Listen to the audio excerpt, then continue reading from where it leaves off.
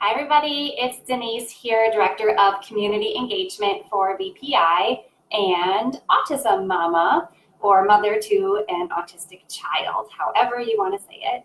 I am coming here today to talk a little bit about the magic of a multidisciplinary approach.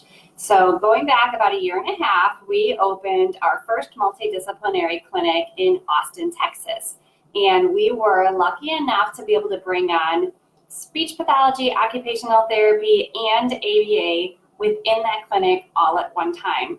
And we were excited about the prospect because until that point, we had only offered ABA in our clinics and in our in-home settings.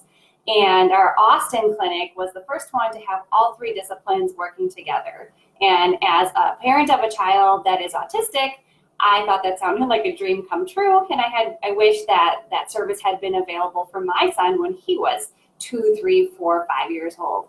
So I was very excited about the prospect. And what we noticed after launching and moving forward is sort of a synergy that happens. I call it, I thought I came up with something clever and now I can't find it. Oh, synergy of progress. So it's not only easier for parents, I spent a lot of my son's early years driving from clinic to clinic getting therapy, and then sometimes it was at home, and I was just kind of all over the place traveling around for my child. So not only is it easier for you, but it's actually, I think, a much better service than when you get your therapies from all different places and it's a little bit more disconnected.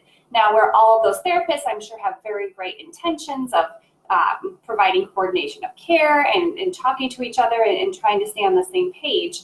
Just logistically, it's more difficult when your speech and your OT and your ABA therapist are all in different places. So having them on the same team at the same organization, it really does create a more synergistic cycle of learning for both the therapists and the children. And it's just been amazing.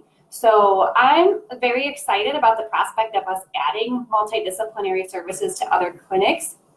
We have had occupational therapy running in our Champaign clinic for a while now. And if you guys are in that area, definitely give us a call. If you go to Apple there, you can get ABA therapy and occupational therapy in the same place.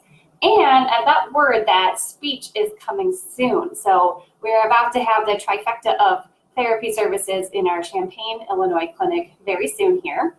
Occupational therapy is coming to Springfield in June. So if you are in that area, if you're already one of our clients, if you just want OT, if you want OT and ABA, give us a shout out, contact us, and we will get you set up for a full evaluation.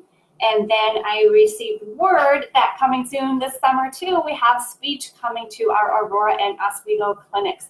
So we are well on our way to getting you guys the amazing services that we're able to offer down in Austin, Texas, up in our Illinois area clinics as well. So I'm super excited to be able to bring that to you guys. It's something that I felt so passionate about as a parent on being able to help both you and your children with having all of those services in the same location.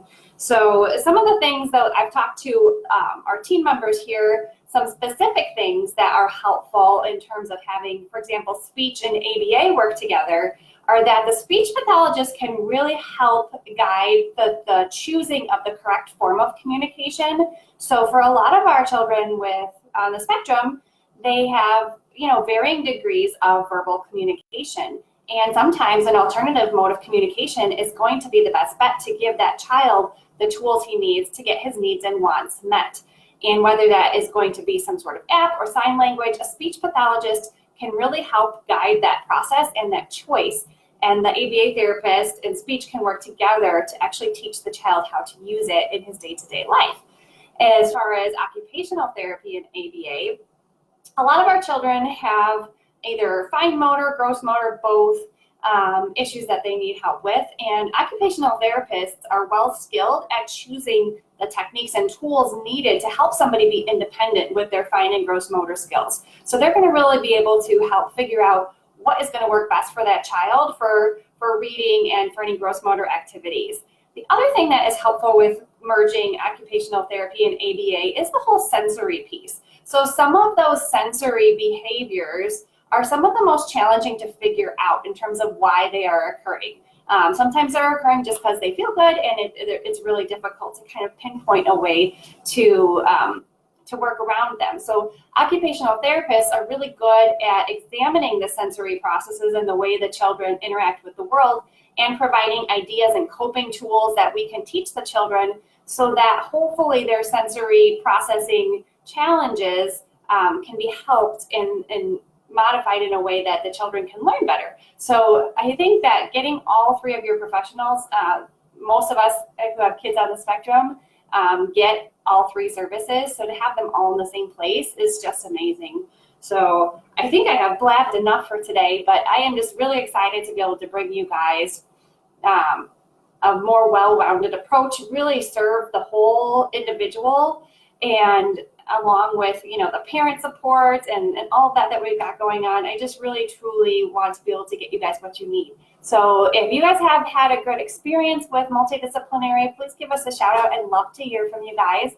And stay tuned on our page for announcements with those new team members that are joining us. They will be coming soon. And tonight there is a support group with Andi, who you guys probably know. She's a hoot. And she is on at 8 p.m. Central tonight on Zoom, so we'll get the link shared here on our page. It is also in our events section of our Facebook page. Joy and I have a support group on Thursday at 7 p.m. Central, and Hina has a support group Friday at 10:30 a.m. Central. So I hope you guys will hop on and join us. We're pretty casual. The evening ones, we usually have a glass of wine or a cup of tea, and would love to meet any of your smiling faces or your not smiling faces. Come as you are, and we'll get to know each other. So that is it. Happy Tuesday, everybody, and I will see you soon.